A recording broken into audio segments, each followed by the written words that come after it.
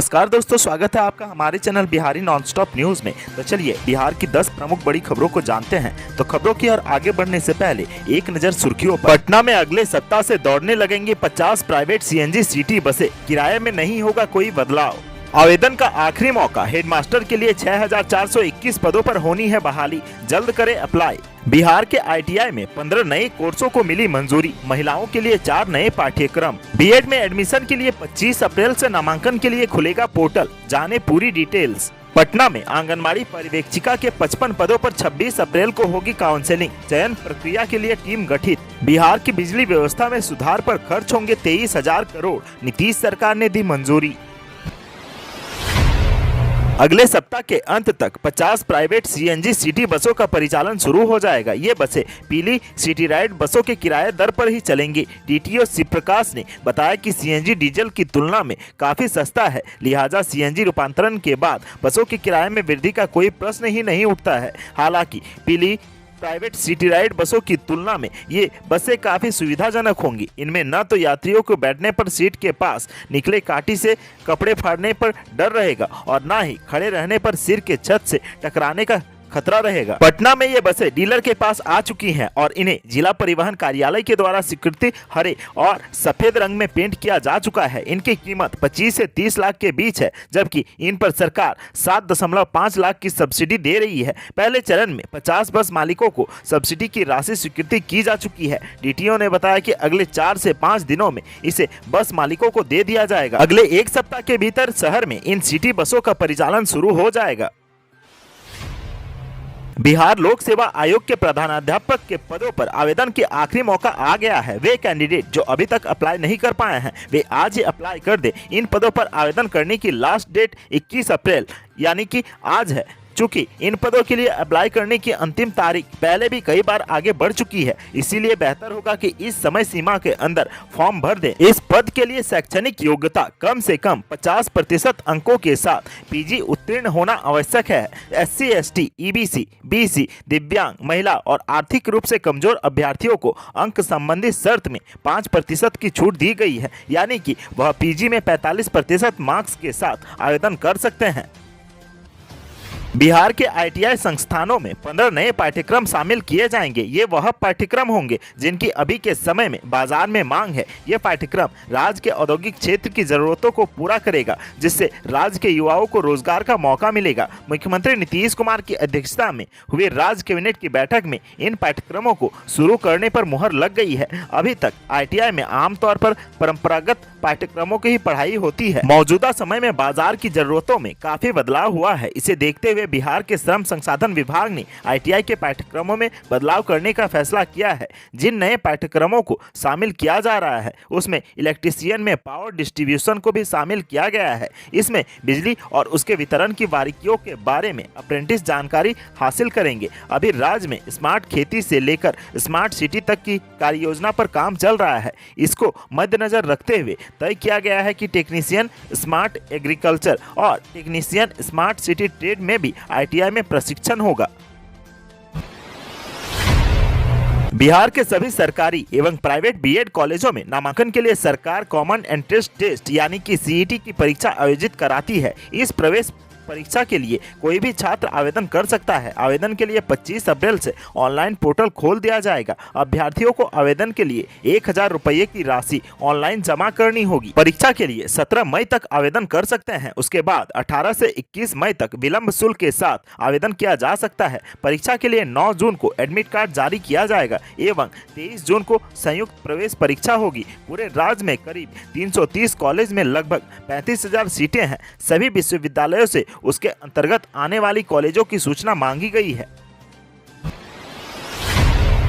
पटना जिले में आंगनबाड़ी केंद्रों के पर्यवेक्षण एवं अनुश्रवण के लिए महिला पर्यवेक्षिका के 55 रिक्त पदों पर नियोजन किया जाना है। इसके लिए रोस्टर के मुताबिक रिक्तियों के विरुद्ध 3 गुना अभ्यर्थियों को काउंसलिंग के लिए बुलाया गया है। काउंसलिंग में प्रमाण पत्रों की जांच, 26 अप्रैल को सुबह 10 बजे से हिंदी भवन के बोतल सभागार में होगी। महिला पर्यवेक्षिका के रिक्त पदों पर अनुबंध के आधार पर नियोजन के लिए मंगलवार को समाहरणालय स्थित सभा कक्ष में डीएम डॉक्टर चंद्रशेखर सिंह की अध्यक्षता में जिला स्तरीय चयन समिति की बैठक हुई है। इसमें नियोजन के लिए 26 अप्रैल को सुबह 10 बजे से निर्धारित काउंसलिंग से संबंधित तैयारियों की समीक्षा की गई है।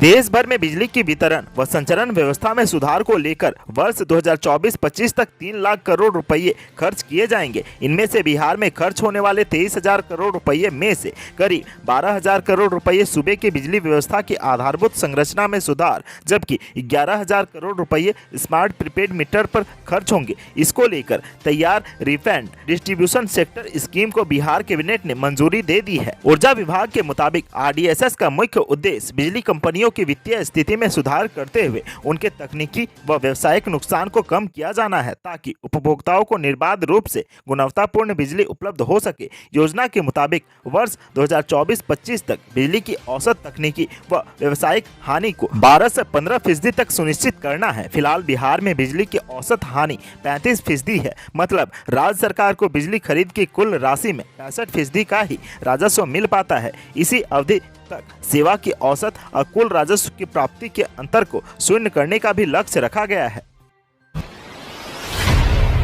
अगर आप चिकन खाने के शौकीन हैं तो हो जाइए सावधान, क्योंकि बिहार में बर्ड फ्लू ने दस्तक दे दी है। सुपौल के छपकाई गांव में पक्षियों के सैंपल जांच में बर्ड फ्लू की पुष्टि हुई है, जिसके बाद एहतियात के तौर पर गांव में पशुपालन विभाग के कर्मियों की तैनाती कर दी गई है। वहीं आसपास के इलाकों में मुर्गियों को मारने का काम शुरू कर दिया गया है। बर्ड फ्लू की पुष्टि होने के बाद इलाके के लोगों में हड़कंप मच गया है। पशुपालन विभाग की टीम ने गुरुवार को गाँव से 1 किलोमीटर की परिधि में मुर्गियों को नष्ट करने का काम शुरू कर दिया गया है, जबकि 9 किलोमीटर परिधि के क्षेत्र की जांच भी शुरू कर दी गई है। पशुपालन विभाग के निदेशक के आदेश के बाद गुरुवार को डीएम कौशल कुमार और एसपी डी अमरकेश संयुक्त आदेश के बाद रैपिड रिस्पांस टीम का गठन कर पक्षियों को मारने का काम शुरू कर दिया गया है। मुर्गियों की किलिंग के लिए पशुपालन विभाग ने 4 टीमों का गठन किया है। देवघर के त्रिकुट रोपवे दुर्घटना को देखते हुए केंद्र सरकार ने सभी राज्यों को रोपवे की सुरक्षा के लिए दिशा निर्देश जारी किए हैं। केंद्र सरकार ने सभी राज्यों से प्रत्येक रोपवे की सुरक्षा ऑडिट कराने को कहा है। केंद्रीय गृह सचिव अजय भल्ला ने सभी राज्यों के मुख्य सचिवों को इस संबंध में पत्र लिखा है। दरअसल रविवार को देवघर के त्रिकुट पहाड़ पर बड़ा हादसा हो गया था। शाम 4 बजे त्रिकुट पहाड़ पर बने मंदिर की तरफ रोपवे से एक साथ 26 ट्रॉलियां रवाना कर दिया गया था, जिससे रोपवे के तार पर अचानक लोड बढ़ गया था। लोड बढ़ने से रोलर टूट गया था, जिससे कई ट्रॉलियां आपस में टकरा गई थी, जिसके बाद हादसे में 2 ट्रॉली टूटकर नीचे गिर गई थी। इस ट्रॉलियां में महिला और बच्चे समेत 50 से अधिक पर्यटक सवार थे। पिछले 2 दिनों से चलाए जा रहे रेस्क्यू ऑपरेशन के दौरान 12 ट्रॉलियों में फंसे 46 लोगों को सुरक्षित निकाला गया था। हालांकि इस हादसे में 4 लोगों की मौत हो गई। इस हादसे को देखते हुए केंद्र सरकार ने सभी राज्यों को रोपवे की सुरक्षा ऑडिट कराने को कहा है। साली स्थित पातेपुर के मुख्य सचिव के कार्यालय की ओर से निर्गत पत्र के आलोक में सभी राजपत्रित अधिकारी द्वारा पंचायत में चल रहे विभिन्न योजनाओं की भौतिक जांच के आदेश के बाद होने पर पातेपुर वीडियो ने प्रखंड के अग्रैल खुर्द पंचायत में कई योजनाओं की जांच की। जांच के क्रम में वीडियो ने पंचायत में चल रही सभी योजनाओं में भारी अनियमितता पाई है। इस संबंध में वीडियो मनोज कुमार राय ने बताया कि पंचायत में चलने वाली बिहार सरकार की अति महत्वपूर्ण योजना 7 निश्चय अंतर्गत संचालित नल जल योजना, प्रधानमंत्री आवास योजना, ग्रामीण मनरेगा योजना समेत पंचायत में स्वास्थ्य उपकेंद्र की जर्जर स्थिति पर गहरी नाराजगी जाहिर करते हुए नल जल योजना में पंचायत के वार्ड संख्या 11 के पूर्व वार्ड सदस्य एवं सचिव द्वारा नल जल योजना की राशि का बंदरबाट करने एवं योजना को धरातल पर नहीं उतारने के विरुद्ध पूर्व में भी वार्ड सदस्यों को नोटिस भेजा गया था। जांच के दौरान निर्देश दिया गया है कि 1 सप्ताह के अंदर मानक के अनुरूप क्रियान्वयन नहीं होने की स्थिति में सरकारी राशि के गबन करने के आरोप में सर्टिफिकेट केस दर्ज कर राशि वसूली की जाएगी। वहीं पूरे पातेपुर प्रखंड के विभिन्न पंचायतों में भी नल जल योजना में बड़े पैमाने पर अनियमितता पाए जाने पर कुल 38 वार्ड सदस्यों पर कानूनी कार्रवाई के लिए अनुशंसा की गई है।